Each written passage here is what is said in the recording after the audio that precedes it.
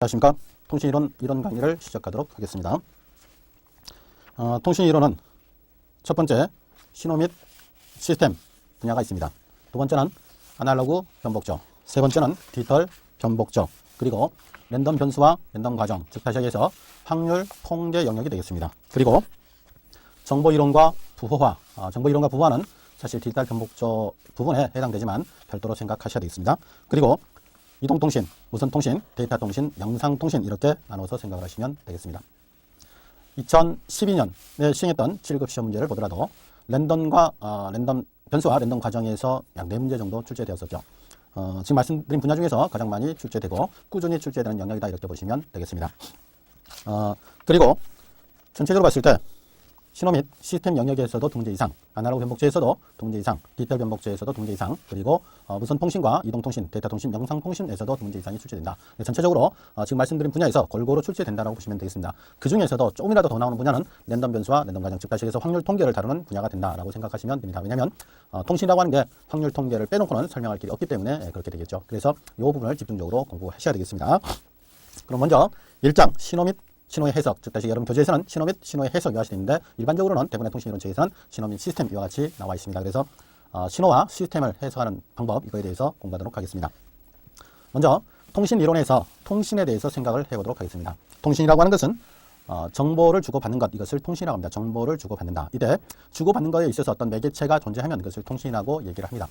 여러분 TV에서 왕이 얘기했을 때 누군가 의사를 가까이 있음에도 불구하고 한 번 더 읊어서 알아먹게 하는 것, 이와 같은 것도 역시 통신이다 이렇게 보시면 됩니다. 매개체, 매개자가 있죠. 이와 같은 통신은 정보를 주고받는다 하는데 그 정보를 어떠한 형태로 주고받을 것인가. 지금의 대부분의 통신은 전기 신호 형태로 주고받기 때문에 전기 통신이다 이렇게 보시면 되겠습니다. 전기를 사용한다. 그런데 여기서 신호란 개념을 썼습니다. 신호라고 하는 것은 여러분 교재에 나와 있는 것처럼 어떤 사건이나 행동을 나타낸 물리량이다. 어떤 사건이나 행동을 나타낸 물리량이다. 구체적으로 관측하고 측정할 수 있는 물리량이다 이렇게 보시면 되겠습니다. 이와 같은 신호에는 어떤 것이 있는지 한번 먼저 살펴보고 난 다음에 신호를 해석하도록 하겠습니다. 두 번째 신호의 분류를 보시면 진폭 관점에서는 아날로그 신호냐 디지털 신호냐, 신호의 세기 관점에서는 에너지 신호냐 전력 신호냐, 통계적 관점에서는 결정적 신호냐 비결정적 신호냐 이와 같은 형태로 분류할 수 있다 이렇게 나와 있습니다.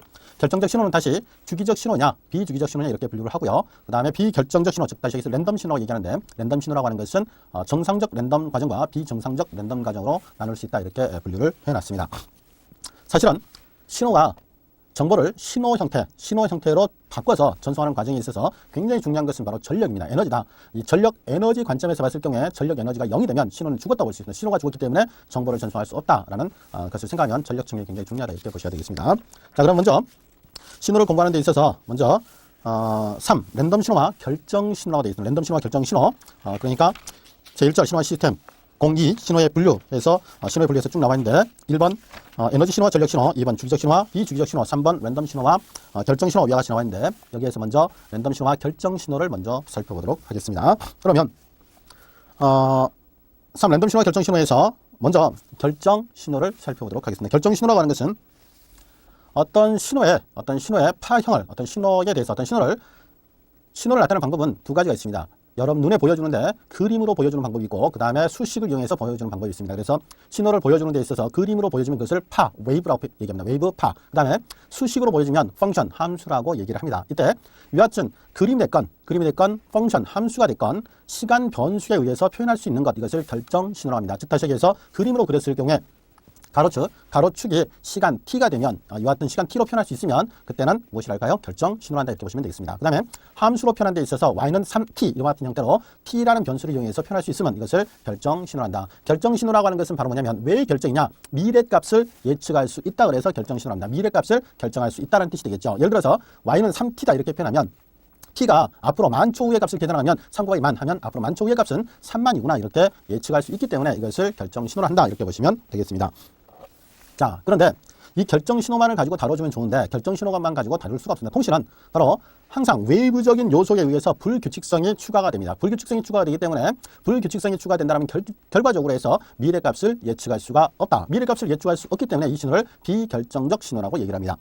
그리고 좀 전에 불규칙적인 요소가 포함된다 그랬기 때문에 불규칙 신호가 되겠죠. 그렇다면 결정적 신호는 규칙 신호라고 표현을 할 수가 있겠습니다. 자, 여기에서 불규칙성이 들어가기 때문에 미래값이 예측할 수 없다. 그렇다면 시간 변수에 의해서 표현할 수가 없다는 뜻이 되겠죠. 그죠? 시간 변수에 의해서 표현할 수 없다. 시간 변수에 의해서 표현할 수 없다는 미래값을 결정할 수 없다. 즉 다시 해서 확정할 수 없겠네요. 그래서 이것을 비확정적 신호라고 표현합니다. 그러면 결정적 신호는 다른 말로 확정적 신호라고도 얘기하겠죠. 그렇다면 시간 변수에 의해서 표현할 수 없다면 그렇다면 어떻게 공부를 하고 어떻게 해석할 것인가? 이것에 대해서 바로 통계적 특성, 수많은 경우의 수를 모아서 이런 것들 어떠한 특성을 보여주는가 통계적 특성을 뽑아내은 다음에 이것을 확률적인 특성으로 이끌어주면 되겠죠. 그래서 통계적 특성과 확률 특성을 이용해서 시간 변수에 의해서 표현을 하더라. 즉 다시 얘기해서 랜덤 신호라고 하는 것, 비결정적 신호라고 하는 것은 바로 통계적 확률 특성을 이용해서 시간 변수를 나타내는 그와 같은 형태의 신호다. 그래서 바로 이 통신에서는 불규칙성이 들어가고 그렇기 때문에 바로 랜덤 과정, 즉 확률 통계 특성에 의해서 표현 과정이 반드시 포함되어야 되기 때문에 그래서 통신 이론에서는 랜덤 변수와 랜덤 과정이 많이 출제된다 이렇게 보시면 되겠습니다.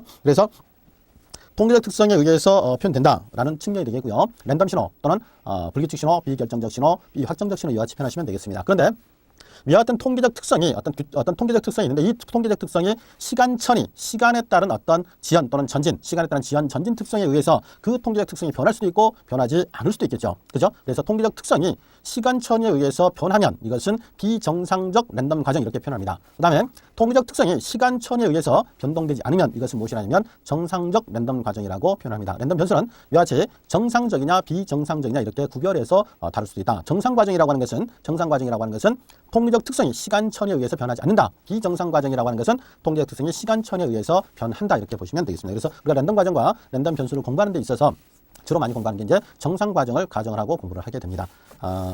그것은 나중에 이제 랜덤 변수와 랜덤 과정 가서 다시 공부를 하도록 하겠습니다. 자, 그러면 랜덤 신호와 결정 신호에 대해서 공부를 했기 때문에 다시 넘어가서 2번 주기적 신호와 비주기적 신호에 대해서 한번 살펴보도록 하겠습니다. 주기적 신호와 비주기적 신호라고 하는 것은 바로 뭐냐면 결정적 신호,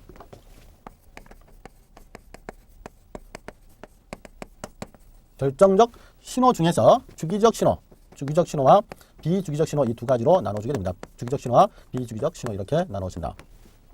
어떤 결정적 신호니까 당연히 시간 변수에 의해서 표현을 하겠죠. 근데 이 같은 시간 변수에 의해서 어떤 함수를 이렇게 수식으로 쓰면 함수가 된다, 펑션이 된다 이거죠. 자, 이것에 대해서 지금 신호의 그림을 이렇게 그려봤습니다. 그림을 이렇게 그려봤더니 그림을 그려주면 이거 뭐라 한다고요? 웨이브를 한다. 그죠? 웨이브라 얘기하고 이 그림의 모양이니까 폼 이렇게 하면 되겠죠. 이것은 무엇이라면 웨이브폼 파형이랍니다. 파형이란다. 파형. 그림의 모양. 어떤 신호를 그림으로 그렸을 때 그때 나타난 모양을 파형이랍니다. 파형이라는데 여기 있는 것처럼 파의 형태가 같은 모양. 파의 형태를 봤더니 같은 모양이 반복된다. 같은 모양의 반복. 같은 모양이 계속해서 반복되더라. 이것을 무엇이라냐면 바로 주기적 신호라 얘기합니다. 같은 모양이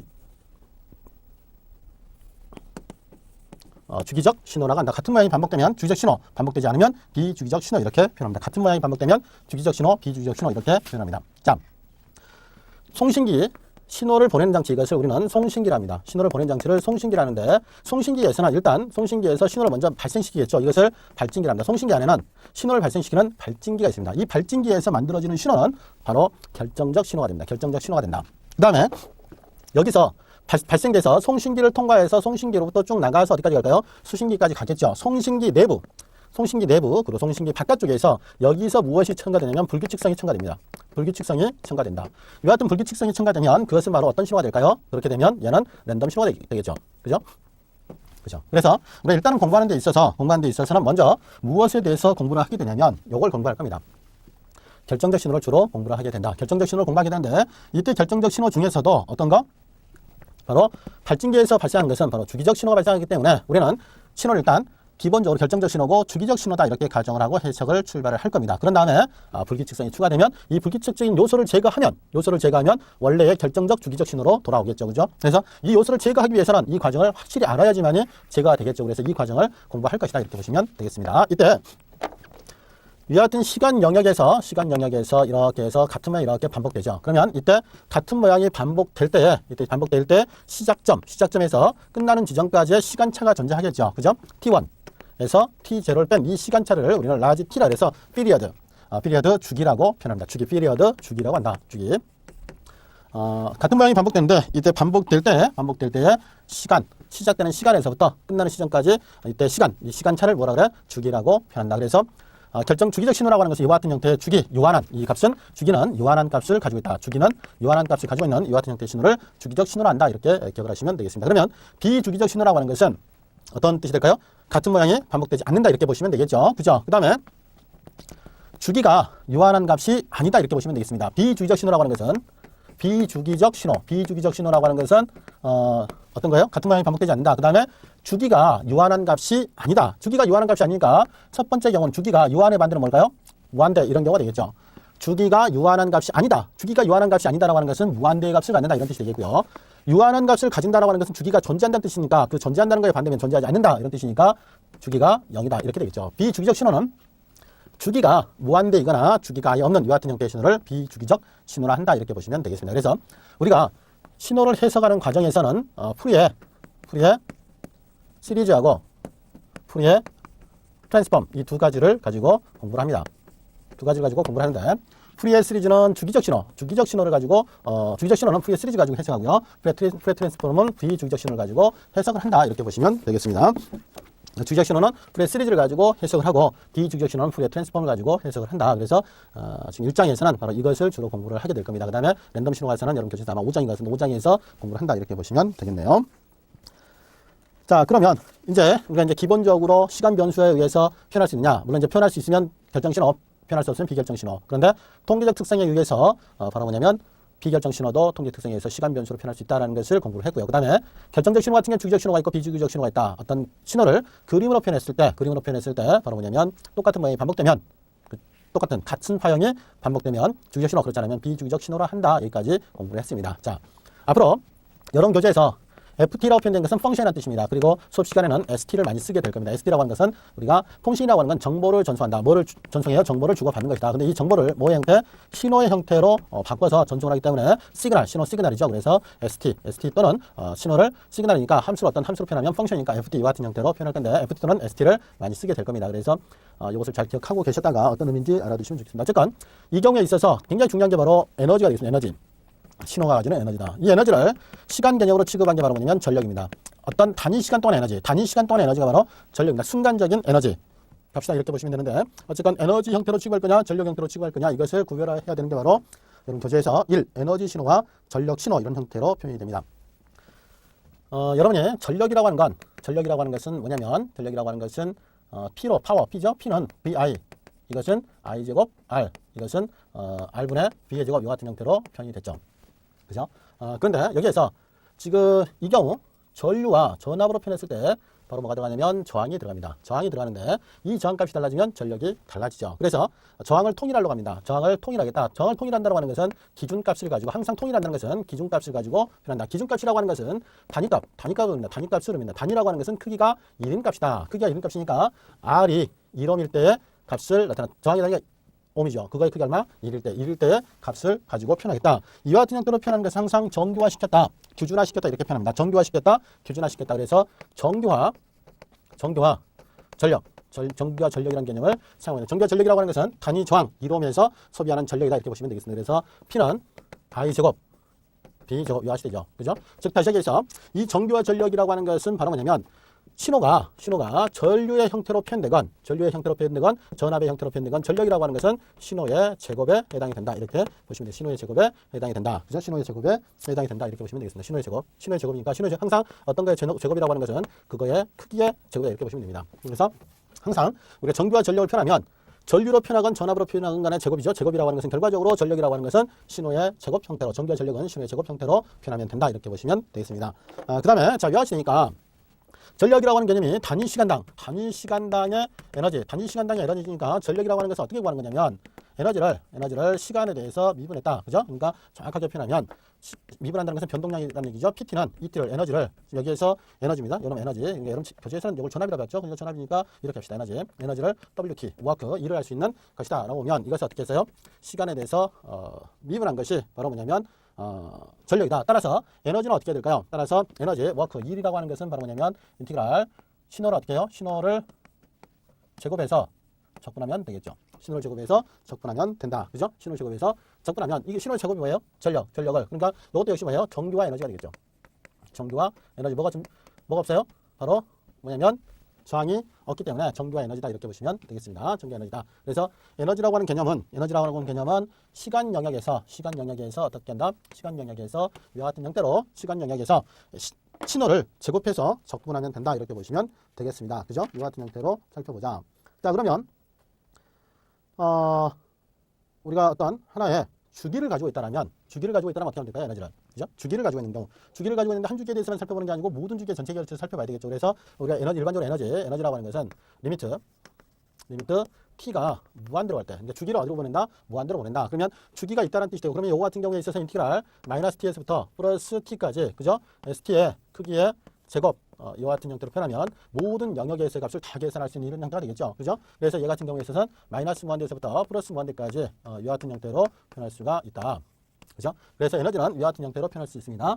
에너지는, 자, 여기에서 지금 여러분 교재에서는 오늘 E로 썼죠. E로 써도 되고 W로 써도 되고, 이 에너지를 가지고 뭘 할 수 있어요? E를 할 수 있기 때문에 W 워크를 할 수 있기 때문에 에너지 또는 W를 쓴다 이렇게 보시면 되겠습니다. 자, 그러면 여기에서 에너지에 대해서 우리가 공부하고 있는데 에너지 신호라고 하는 겁니다. 에너지 신호라고 하는 것은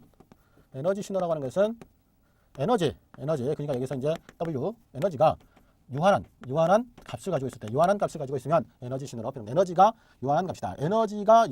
에너지가 유한한 값. 이것이 바로 뭐예요? 에너지가 유한한 값을 가지고 있으면 그것은 바로 뭐냐면 바로 에너지 신호다 이렇게 보시면 됩니다. 따라서 에너지가 유한하다고 하는 것은 에너지를 시간에 대해서 미분하죠. 에너지를 시간에 대해서 미분하면 전력이 나오기 때문에 유한한 값 중에 상수값이죠. 상수값을 미분하면 그 값은 얼마 나와요? 0이 나오겠죠. 그죠? 그래서 에너지 신호라고 하는 것은 에너지가 유한하다. 그래서 에너지 신호를 합니다. 그러면 전력 신호가 어떻게 되냐? 전력 신호는 전력이 유한합니다. 전력이 유한한 값을 가진다. 그러니까 개념이 쉽죠. 에너지가 유한한 값을 가지고 있으면 에너지 신호, 전력이 유한한 값을 가지고 있으면 전력 신호. 굉장히 개념이 쉽습니다. 따라서 에너지는 어떻게 될까요? 에너지는 무한대 값을 가져줘야 되겠죠. 에너지는 무한대. 왜? 얘를 시간 영역에서 마이너스 무한대에서부터 플러스 무한대까지 접근하는 게 에너지이기 때문에 당연히 어떻게 돼야 돼요? 당연히 어떻게 된다? 무한대가 되겠죠. 무한대 영역으로 접근하니까 무한대 된다 이렇게 보시면 되겠습니다. 그죠? 자, 그러면 여기에서 그러면 전력이라고 하는 개념, 우리가 일반적으로 전력을 취급하는 데 있어서 그럼 어떻게 계산할 거냐? 여러분 문제를 이제 풀어봐야 되겠죠. 어떤 문제를 풀어보냐면 어떤 신호가, 여러분 교재에도 나왔지만 어떤 신호가 주어졌을 경우에 그 신호가 에너지 신호냐, 전력 신호냐, 전력 신호냐. 그러니까 여러분 교재에서 지금 양측 지수함수, 그죠? 양측 지수함수 익스포넨셜 마이너스 t라고 하는 거, 익스포넨셜 마이너스 t 제곱, 양측 지수함수. 여기에 지금 뭐냐면 에너지 신호의 예라고 나와 있죠. 그 다음에 가우시안 펄스로 해서 익스포넨셜 마이너스 t의 제곱, 이것도 역시 에너지 신호에 해당이 된다. 그 다음에 램프 펑션 TUT. 이것은 바로 뭐냐면 시간 영역에서 t라고 하면 이런 형태가 됩니다. t라고 하면 이런 형태가 바로 뭐냐면 그냥 t입니다. 그런데 램프 함수라고 하는 건 이런 걸 그립니다. 이렇게. 그래서 얘는 t 곱하기 ut 이 같은 것을 램프 함수로 하는데 이것이 바로 에너지 신호에 해당된다. 이런 내용이고요. 그 다음에 또 하나 에너지 신호가 뭐냐면 단위 계단함수라고 하는 건 UT는 계단함수는 뒤에서 배우겠지만 UT는 계단함수인데 크기가 A다. A를 곱해주면 크기가 A인 계단함수. 이런 것들이 바로 뭐냐면 에너지 신호다. 그렇다면 이게 에너지 신호인지를 따져보기 위해서는 어떻게 하면 돼요? 워크, 즉 에너지죠. 에너지라고 하는 것은 마이너스 무한대에서부터 플러스 무한대까지 어떤 신호가 주어지면 그 신호의 크기에 제곱을 해서 접근한다. 이 값이 유한한 값을 가지는지 이걸 따져보면 됩니다. 그래서 얘가 유한하면, 즉 여러분들을 여기다 집어넣고 요거의 제곱을 계산해서 접근했는데 이것이 유한한 값이 나온다면 에너지 신호고, 이 값이 무한대가 나온다 그러면 뭐냐면 그 전력 신호가 된다 이거죠. 또 하나 전력 신호라고 하는 것은 여러분 책에서 정연파 신호, 그러니까 사인 오메가 t라든지 코사인 오메가 t라든지 익스포넨셜 j 오메가 t라든지 또는 상수라든지 이런 것들은 전력 신호에 해당이 된다. 뭐 이렇게 나왔죠. 전력 신호에 해당되는데 이런 것들은 우리가 취급하는 전력은 일반적으로 이제 평균 전력으로 취급합니다. 뭘로 취급한다고요? 평균 전력으로 취급한다. 즉 다시 얘기해서 평균 전력은 어떻게 보여요? 마이너스 2분의 t에서부터 플러스 2분의 t까지 s제곱 t dt 적분한 다음에 t분의 1로 나눠주면 되겠죠. 주기함수 같은 거 이렇게 하면 됩니다. 주기함수 같으면 이와 같은 형태로 한 주기 적분해서 한 주기로 나눠주면 평균 전력이 되죠. 이 평균 전력을 계산해서 이 값이 유한한 값을 가지면 전력 신호, 이 값이 0이면 에너지 신호 이렇게 구별하면 되겠죠. 그죠? 그래서 여러분 교재 같은 경우에 있어서는 에너지 신호라고 하는 것은 바로 이것을 계산했더니 어떻게 나온다? 에너지 신호냐 전력 신호냐가 평가된다 이거죠. 그죠? 자, 그래서 참고로 보니까 참고해 보면 1번 XT가 3이다. 3은 이제 전력을 계산했더니 어떻게 나와요? 전력을 계산했더니 바로 뭐냐면 9가 나왔죠? 그쵸? 그러니까 전력 신호고. 그 다음에 지수함수 같은 경우에 있어서 전력을 계산했더니 상수 나왔죠? 상수 나왔으니까 뭐가 돼요? 전력 신호가 된다는 거. 그 다음 세 번째 양측 지수함수 같은 경우에 에너지 값을 계산했더니 뭐가 나와요? 상수 나왔으니까 요한한 값이 나왔으니까 에너지 신호가 되겠죠. 4번 같은 경우에 있어서도 xt는 코사인 t 플러스 코사인 2t다. 이것도 역시 전력 계산해 봤더니 뭐가 나와? 전력 신호가 된다. 그죠? 우리가 일반적으로 이제 많이 취급하는 게 일반적인 게 바로 뭐냐면 전력 신호입니다. 그죠? 여러분이 보시기에 이런 것들이 일반적으로 많이 본 그런 형태의 신호죠. 그다음에 이런 것들은 일반적으로 많이 본 그러니까 평상시에 많이 다루지 않는 신호입니다. 그래서 요거 평상시에 다루는 신호들은 대부분 전력 신호고 평상시에 못 다뤄봤던 것은 에너지 신호다. 그래서 일단 여러분이 뭘 계산하면 전력 값을 계산을 해본 다음에 그 전력이 어떻게 되느냐. 그런데 만약 전력이 계산 안 된다 그러면 뭘로 해요? 뭐냐면 에너지 계산하면 되겠죠. 에너지 계산하면 되는데 전력을 결과적으로 얘가 마이너스 무한대에서 또 플러스 무한대로 계산하는 거냐, 한 주기로 계산해서 주기로 나누느냐, 이거 차이기 때문에 계산하는 건 똑같습니다. 사실은 이제 전력 계산 못해서 에너지 계산한다, 에너지 계산 못해서 전력 계산한다 못한다는 것은 결과적으로 계산 못한 건 똑같으니까 접근 연습을 좀 하시면 좋겠습니다. 그래서 계산할 수 있으면 아무거나 이제 전력을 먼저 계산해서 전력값을 가지고 전력 유한하면 전력 신호, 전력 0 나오면 에너지 신호다 이렇게 구별하시면 되겠습니다. 물론 이제 사실은 이제 다음 신호가 에너지 신호냐 뭐냐면 전력 신호냐 이런 형태로 물어보는 것은 이제 9급 시험에서 이제 주로 이제 출제되는 문제지 7급에서는 이제 예전에 많이 나왔지만 지금은 이제 거의 나오지 않는 그런 유형의 문제가 되겠습니다. 그죠? 그 다음에 이제 우리가 또 하나 따져봐야 될 게 이제 신호 이렇게 이제 따져봤으니까 신호의 이제 일반적인 성질에 대해서 한번 따져봐야 되겠습니다. 신호의 일반적인 성질. 신호의 일반적인 성질을 따져보는데 저쪽으로 가죠.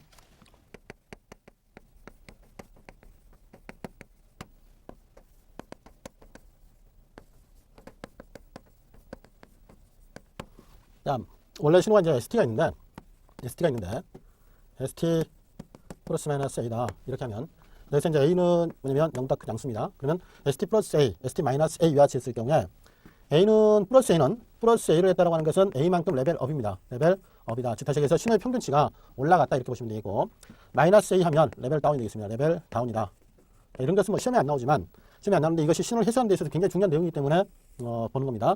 예를 들어서 어떤 정연파 신호가 있는데 이 정연파 신호가 이랬다고 한다면 여기 이제 ST를 합시다. ST라면 이때 요놈의 레벨은 얼마냐면 평균값, 요놈의 평균값은 0입니다. 평균값이 0이다. 그런데 지금 이렇게 했다.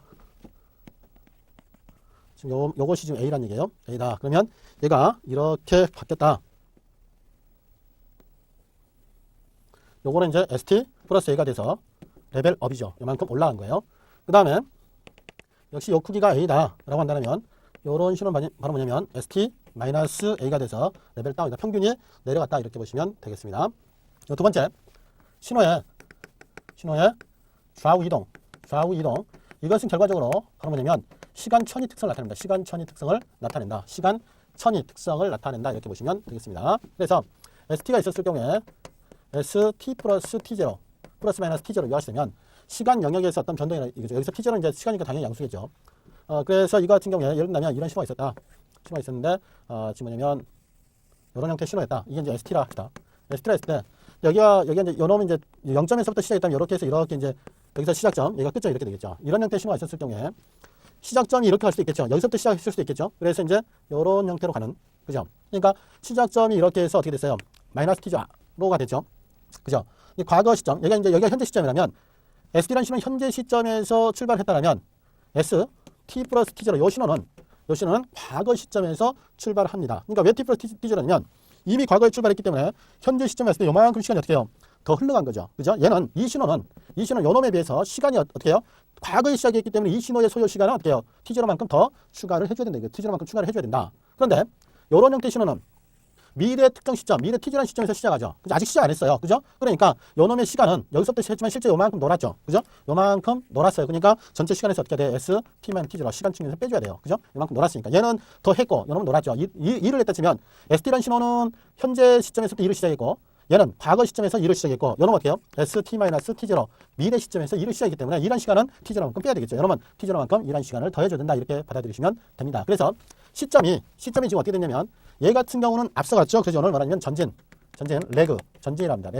레그라 표현하고 얘는 지연이라고 합니다. 딜레이라고 한다. 레그가 지연이죠. 지연. 여기는 이제 우리가 전진, 리드보다는 전진보다는 딜레이 요놈을 잘 알아두셔야 됩니다. 딜레이, 전진은 리드, 지연은 레그 이렇게 표현하는데 그 회로에서는 전진은 리드라고 지연을 레그를 하는데 이거보다는 지연, 딜레이다, 늦어졌다. 시점이 어떻게 됐어요? 시작하는 시점이 늦어졌다 이거죠. 그래서 주로 통신에서는 이와 같은 시간 지연이 많이 발생하다. 이 시간 지연을 어떻게 해석할 거냐, 이거에 대해서 잘 알아두셔야 됩니다. 그래서 신호의 좌우 이동은 시간 지연 개념에 해당이 되기 때문에 굉장히 잘 알아두셔야 되는 그런 개념이다, 이렇게 받아들이시면 되겠습니다. 다음 세 번째는 신호의 증폭과 신호의 증감에 대해서 한번 살펴보도록 하겠습니다. 신호의 증감, 즉 상하 변화에 대해서 한번 살펴보도록 하겠습니다. 그러니까 ST가 있었는데 얘가 A 곱하기 ST 이와 같이 되더라. 얘는 이제 A가 0보다 크고 또는 A분의 1 ST 이와 같이 됩니다. 그래서 A가 1보다 큰 양수를 곱했다, 또는 1보다 큰 양수를 나눴다. 그러면 전체적으로 곱한 거니까 1보다 큰 것을 곱했으니까 증가한 거는 감소했다, 이렇게 보시면 됩니다. 그래서 이런 경우를 한번 살펴보면 되겠죠. 이런 신호가 있다. 이게 이제 ST라고 합시다. 그런데 지금 이런 신호는 이제 A 곱하기 ST가 됩니다. 그래서 얘 같은 경우는 이런 형태로 널뛰기 하는 것을 진폭이라는데, 진폭. 그러면 이놈이 이제 널뛰기 하니까 진폭인데, 이놈은 진동이랍니다. 진동이라는데, 이렇게 널뛰기 하는 거 이거 자체를 뭐라 그래요? 진동, 사이클링이라고 표현합니다. 근데 이제 요 놈은 진동하는 폭이죠. 진동하는 폭이니까 이거 진폭이랍니다. 진폭이 커졌죠. 그래서 요 놈을 뭐라 하냐면 증폭이랍니다. 증폭.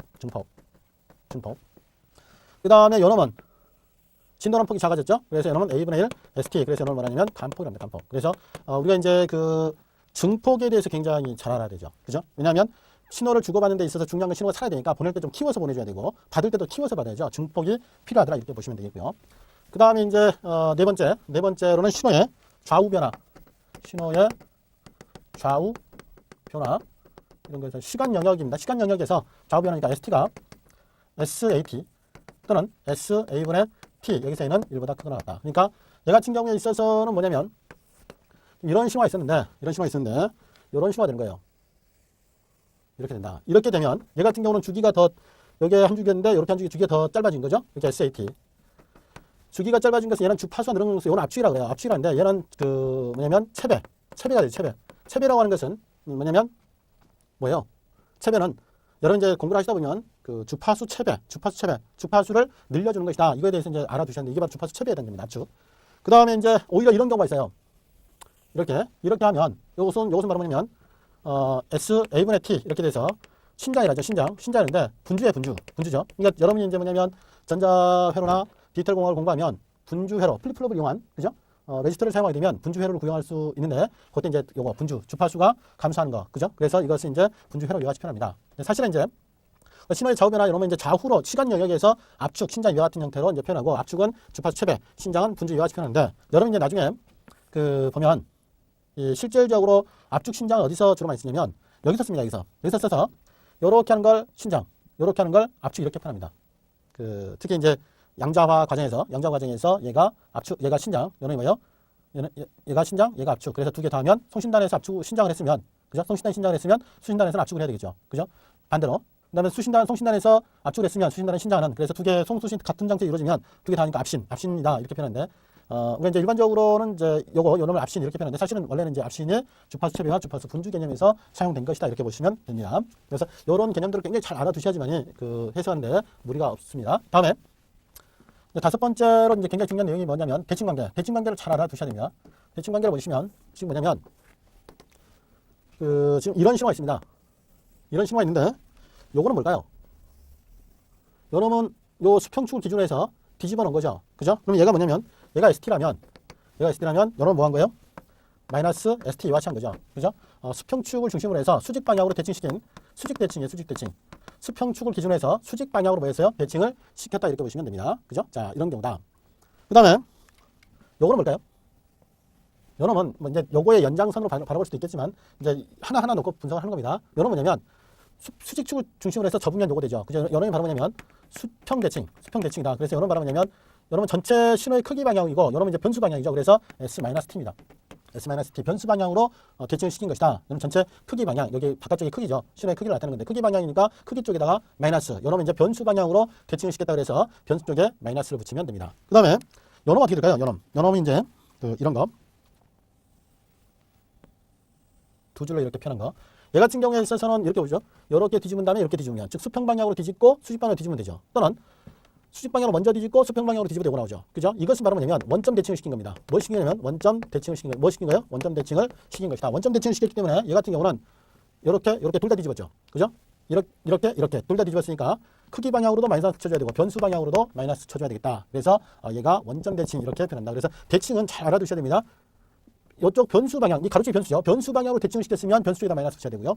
그 다음에 이 수직 방향, 크기 방향이죠. 크기 방향으로 대칭시켰으면 크기 쪽에다가 마이너스를 붙인다. 이렇게 기억을 하시면 되겠습니다. 그래서 여러분이 나중에 뭐냐면 이 대칭성을 가지고 대칭성 굉장히 프리의 급수, 프리의 시리즈에서는 굉장히 중요한 내용이 됩니다. 굉장히 중요한 내용이 되는데 이걸 어떻게 표현할 것이냐. 다시 한번 보시면 이렇게 하면 여기가 바로 뭐예요? 크기죠. 크기 방향으로 대칭을 시켰더니 크기 쪽에다 마이너스 붙이고. 근데 이렇게 하면 여기 지금 변수 방향이죠. 그죠? 여기 같은 경우 가로축이 바로 뭐예요? 변수. 이런 뭐예요? 신호 신호의 크기를 나타내는 거니까 대칭을 시키면 어떻게 해야 된다고? 이런 방향이면 변수에다 마이너스 붙이고 이런 방향이면 어떤 거예요? 바로 전체 신호 전체의 크기에다가 마이너스 붙여라. 그런데 이렇게 또는 이렇게 두 번 뒤집으면 둘 다 한 거니까 둘 다 마이너스 붙여라. 그것을 뭐라 그래? 원점 대칭이라고 한다. 그죠? 원점 대칭하더라. 그래서 우리가 이제 주로 살펴봐야 될 게 수직 대칭과 원점 대칭을 주로 이제 많이 살펴보고요. 수직 대칭과 원점 대칭을 많이 살펴보는데 여러분이 어려워하는 건 바로 뭐냐면 수평 대칭이에요. 바로 뭐냐면 수평 대칭이라고 하는 것은 수평 방향으로 수직축을 중심으로 해서 수평 방향으로 대칭시킨 이 수평 대칭은 바로 뭐예요? 변수에다가 마이너스 붙였다라는 거죠. 그러니까 특히 이제 어려운 게 뭐냐면 ST-T0. 요놈을 대칭시키면 어떻게 될 것이냐? 바로 T-T0 요놈에다 마이너스 붙이는 거예요. 여기 변수 T-T0 자체가 변수니까 그러니까 T-T0를 치환하면 예를 들어 T-T0를 치환 X를 합시다. 그러면 마이너스 X 치환은 대칭이 마이너스 X죠. 그럼 마이너스 T-T0 이렇게 하면 T0 마이너스 T 이렇게 되죠. 그렇죠? 그러니까 이런 경우에 여기다만 마이너스 붙이는 게 아니고 어떻게 하라고요? 이거 전체에다가 마이너스를 붙여야 된다는 것을 꼭 기억하시기 바랍니다. 수평 대칭 이거 빼놓으면 안 돼요. 보통 이제 뭐 수평 대칭 시키려면 여기다가 마이너스 붙입니다. 그러면 이제 마이너스 T-T0 이거 같은 형태가 돼서 결과적으로 이제 틀린 내용이 되는데 전체에다가 마이너스 붙여야 된다는 것을 꼭 기억하시기 바랍니다. 그래서 이 시간에는 통신이론 기본적인 개념과 신호 시스템, 신호 및 시스템에서 신호의 종류, 그리고 신호의 일반적인 성질까지 공부를 했습니다. 다음 시간에는 시스템에 대해서 시스템을 정의하고 시스템 분류를 공부한 다음에 기본적으로 공부해야 되는 신호가 어떻게 되는지 신호에 대해서 한번 어떤 종류의 신호가 있는지 특이함수, 특히 특이함수에 대해서 공부를 하도록 하겠습니다. 이 시간 여기까지 해서 마치도록 하겠습니다. 수고하셨습니다.